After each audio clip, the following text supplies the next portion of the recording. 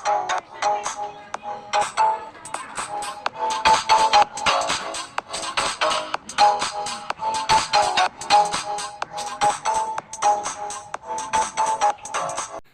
day. My name is Giancarlo Ibarbacion, and I'm going to report resource-based view. Resource-based view is an approach to achieving sustained competitive advantage. It can be useful for developing competitive advantage, particularly in short term, but you should always use this model in partnership with other frameworks and theories when performing long-term strategic planning.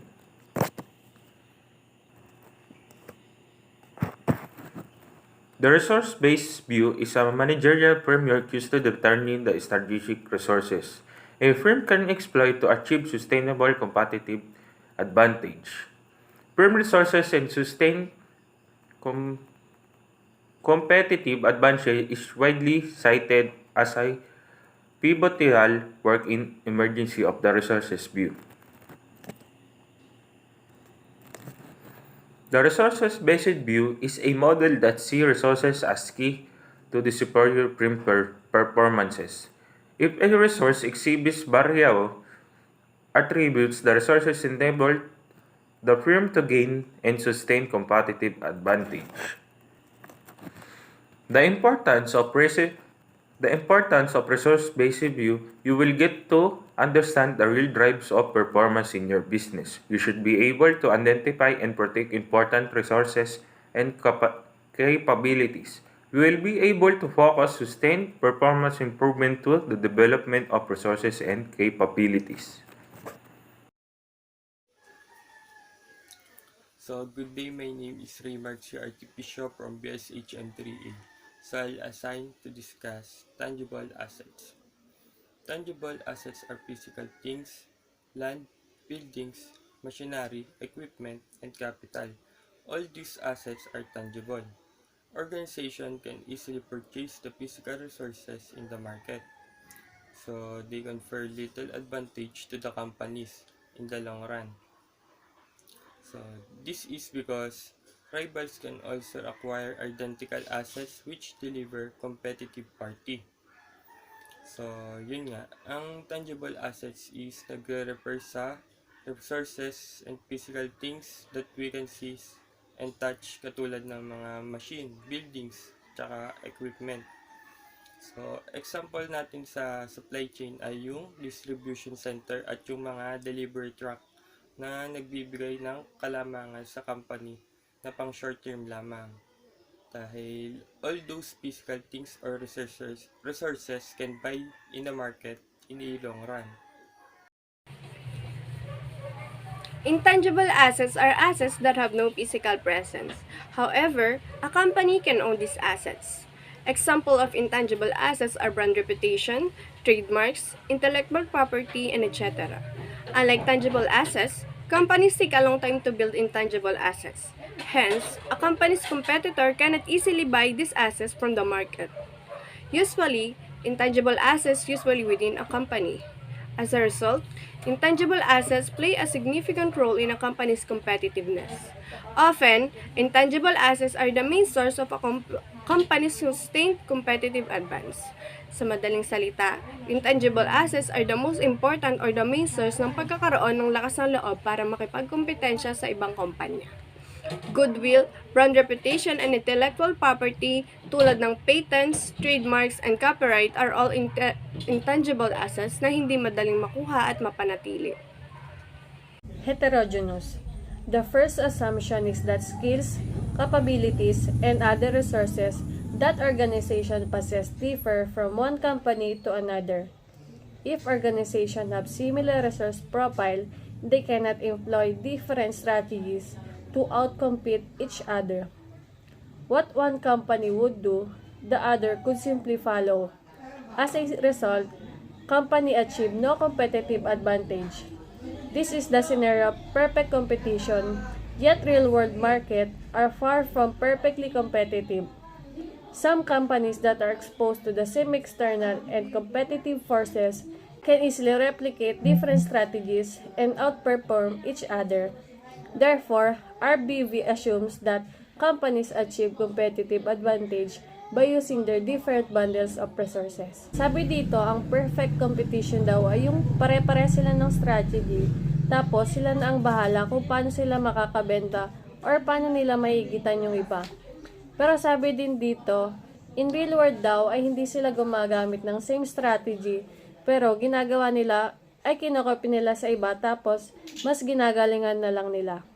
Sabi din dito, ang RBV daw, ang company daw ay mas gumagaling kapag kumukuha sila ng strategy sa kalaban nila.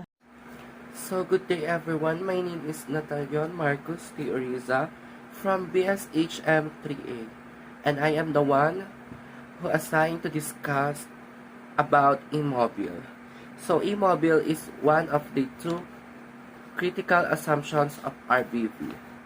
So, immobile resources are that those do not easily move from company to company in the short run.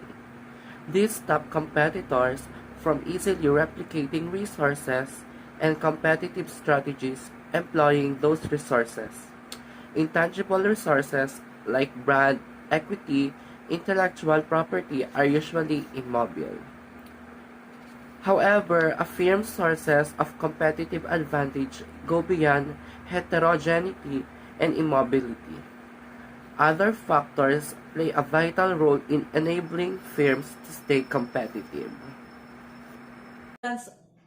Of resource-based view. The resource-based view strategy aims to gain a sustainable competitive advantage. An organization can sustain its competitive advantage only through an extensive resource analysis, resource allocation, and cross-functional resource usage.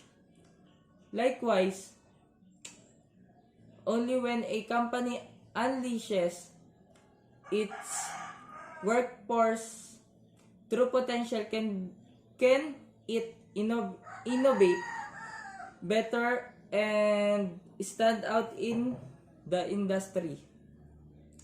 An Open B strategy help organization achieve to visibility for efficient resource allocation, maintain competitive advantage, and importance of Open B. Open B help organization to achieve the visibility. Visibility means how well you are able to see or to the ability to be seen. Resource allocation ay isang mahusay na paglalaanan ng mapagkukunan ng makabuluhang bagay.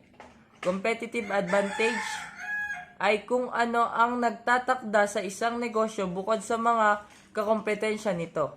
It is essential para mas mag-succeed ang negosyo.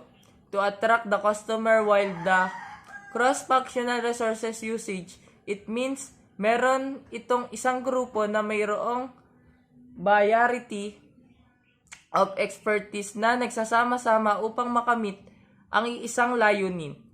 Different functional area, for example, the product sales and customer success. Priority ng Open B ang workforce dahil dito malalaman kung hanggang saan ang kaya mo at kung pinagpapahalagahan mo ba ang oras na inilalaan sa iyo. Kapag nailabas ng company ang true potential ng mga manggagawa, ay posibleng magbago ito dahil walang sawang pagsusumikap para mas makilala ang industry. Critiques of RBB. Critiques of RBB. Supporters of RBB posit the competitive advantage is the best achieved by utilizing present internal resources. However, this has drawn many critics with leadership and management. Furthermore, in unpredictable markets, disrupt innovation can have an almost instantaneous and drastic effect on the value of resources. This can render previous activities to turn and generate a sustainable advantage to totally null. Thus, RBB is applicable only in stable competitive environments. Critics. The critics fall in eight categories. The RBB. First, the RBB has no managerial application. Second, the RBB implies infinite regress. The third, the RBB applicability is too limited. The fourth, SCA is not achievable. The fifth, the RBB is not theory of the firm. The sixth,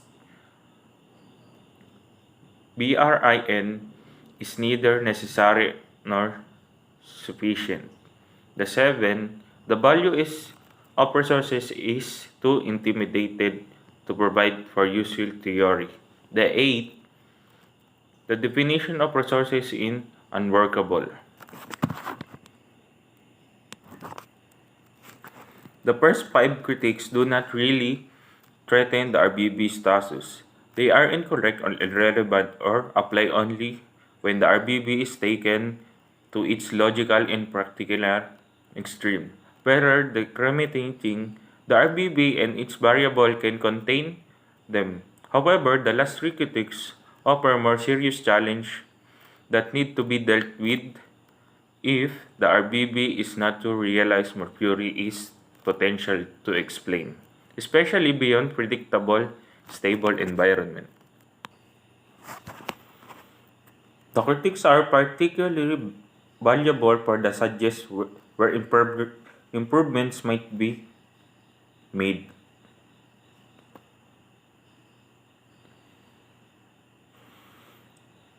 The critiques are particularly valuable for they suggest where improvements might be made. Along this line, we assess the critiques so far offered, adding comments about their severity and infang. This helped prepare the ground for future theorizing and research.